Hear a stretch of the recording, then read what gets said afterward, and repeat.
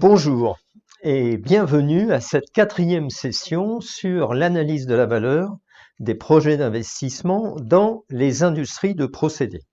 Alors aujourd'hui, nous allons parler des incontournables pour réussir ce type d'études et nous allons commencer par le bon timing. À quel moment est-ce le plus judicieux de réaliser ce type d'études? Tout d'abord, bonjour Caroline. Bonjour. Avant de nous parler du bon timing pour réaliser ce type d'études, pouvez-vous nous rappeler quelles sont les différentes phases d'un projet d'investissement dans les industries de procédés? Alors oui, Caroline, je crois que c'est une bonne idée. Essayons, avant de parler de timing, de donner les grandes phases de ce qui représente un projet dans ce type d'industrie. Alors on le voit sur le schéma qui est présenté.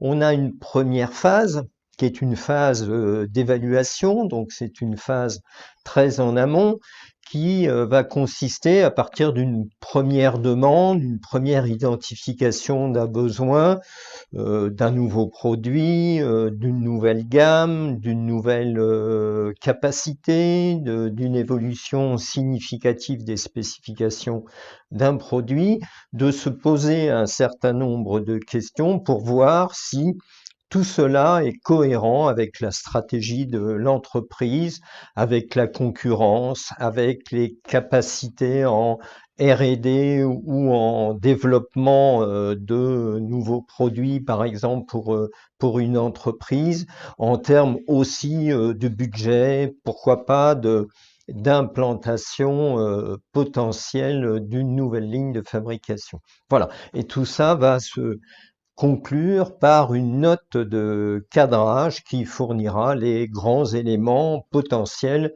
du futur projet.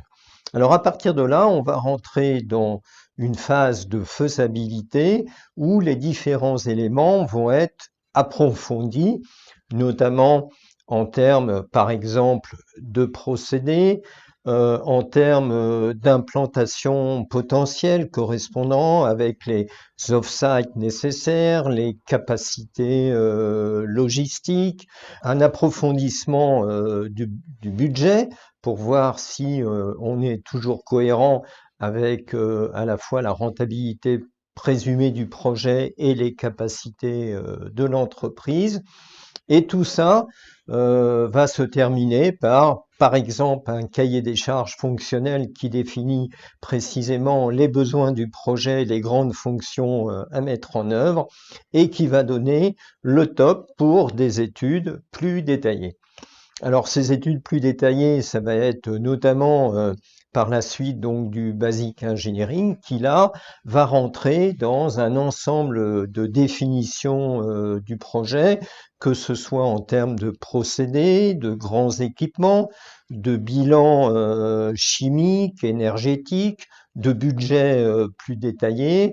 On va également commencer à faire par exemple des plans de circulation des fluides, des PNI, donc où on va avoir une idée des principes de régulation, de contrôle commande, de pilotage de l'unité et d'implantation des différents équipements sur un site qui aura par exemple été choisi. Voilà. Alors à partir de là, le projet est évidemment très défini et les phases ultérieures sont des phases d'études de détail qui vont permettre de conduire ensuite à la réalisation.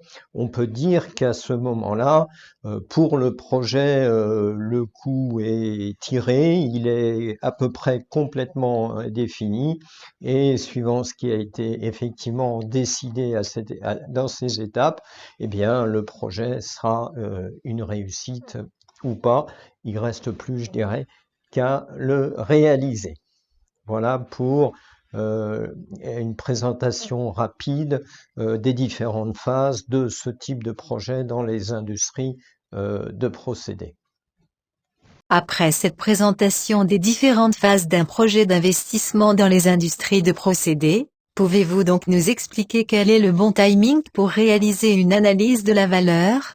Bien, Oui, alors effectivement, comme on le voit apparaître sur le schéma présenté, il est clair que le type de réflexion qui nous intéresse doit être fait dans les phases amont du projet, comme on le voit donc sur ce schéma, alors que 5 à 15% des dépenses du projet ont été réalisées, engagées pendant ces phases amont de spécification et de basique, eh bien, c'est 75% à 90% des montants du projet qui sont, je dirais, définis et pratiquement lancés et incontournables, sauf à remettre en cause fondamentalement le projet. Et donc, bien entendu, notre analyse de la valeur, il va falloir la traiter pendant ces phases de spécification et de basique afin de profiter au maximum des résultats et définir ce fameux projet optimum avant que tout ne soit lancé dans les études de détail plus avancées. Partant de là, donc, on va réaliser notre analyse de la valeur à partir de cette phase de faisabilité, phase de spécification du projet avant de rentrer en étude de basique ingénierie. On va distinguer, pour simplifier les choses, deux grandes phases, comme on le voit apparaître sur le schéma qu'on présente ici. Une première phase qui va être un challenge des besoins et une deuxième phase qui va être plutôt un challenge des fonctions et des solutions. Alors parlons de cette première phase. Cette première phase, donc, qui est illustrée sur ce schéma par la flèche numéro 1, va consister essentiellement en une analyse fonctionnelle externe de type boîte noire, où on va se poser des questions sur les besoins, sur les exigences, voir comment on peut les challenger, sur les limites du système, sur les contraintes, sur les risques que fait porter ce système sur son environnement. Et donc, on va avoir une approche qui va nous conduire à un besoin à la fois clairement exprimé et optimisé du point de vue du client. Voilà, donc ça va être notre première phase, phase de challenge du besoin.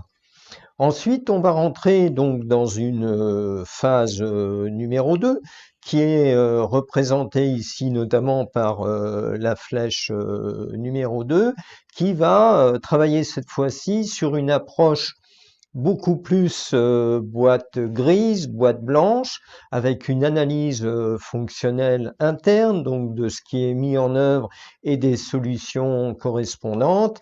Et là, cette fois-ci, on va challenger tous les éléments du projet, que ce soit les grands équipements, que ce soit les implantations, que ce soit les types de matériaux mis en œuvre, que ce soit les off-site, encore, je dirais, ce qui concerne peut-être les utilités, les limites précises, l'organisation, pourquoi pas, d'exploitation, de maintenance, l'instrumentation, le contrôle commande qui a été prévu, etc., etc., c'est-à-dire tous les éléments qui peuvent être challengés dans la mesure où ils sont significatifs sur un projet d'investissement dans une industrie de procédés.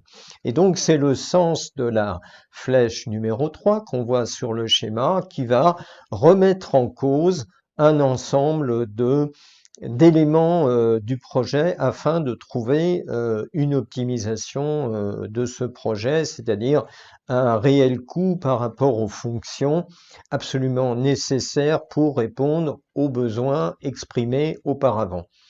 Alors, on a noté aussi également une flèche numéro 4 qu'il ne faut pas oublier et qui peut être effectivement une remise en cause de la définition des besoins, des objectifs, des exigences à partir de l'analyse des fonctions internes du système.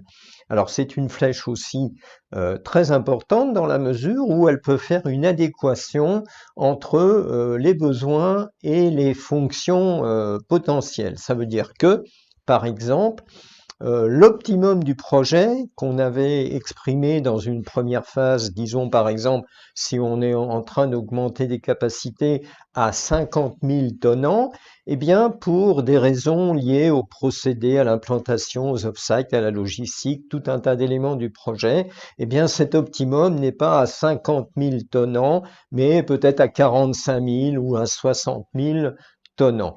Et donc, ça veut dire que cette flèche numéro 4 va faire une grande boucle et remettre en cause éventuellement les objectifs du projet, les besoins pour aboutir à un optimum.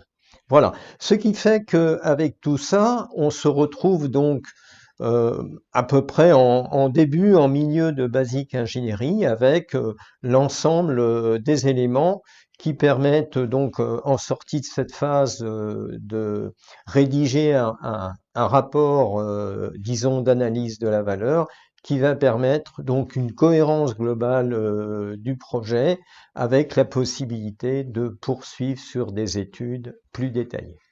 Voilà, donc voilà ce qu'on voulait dire sur le bon timing et essayer de répondre avec un petit clin d'œil par là même à ceux qui nous demandent parfois d'intervenir alors qu'on est largement dans des études détaillées, voire de la réalisation, pour opérer une analyse de la valeur afin de réduire le coût du projet. Eh bien, on leur dit surtout essayez plutôt en amont de façon progressive entre les spécifications, la faisabilité et les études d'APS, de basique ingénierie, de réaliser votre analyse de la valeur à ce moment-là. Voilà.